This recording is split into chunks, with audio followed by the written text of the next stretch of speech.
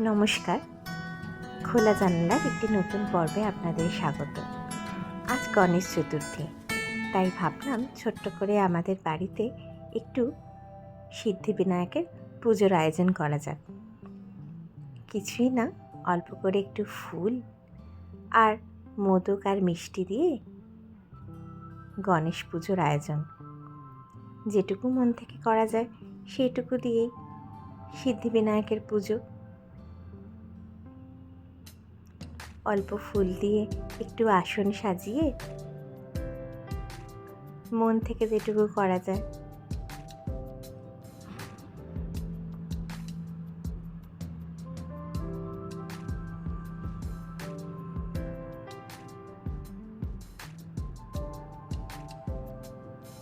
বেশ, দিয়ে দিয়েছি অল্প একটু লাড্ডু আর মোদক। হয়ে গিয়েছে আমার পুজো করা। জানাবেন আমার এই অল্প আয়োজনে ছোট্ট পুজো আপনাদের কেমন লাগলো। ভগবান সবার মঙ্গল করুন, এই তো আমাদের ইচ্ছা।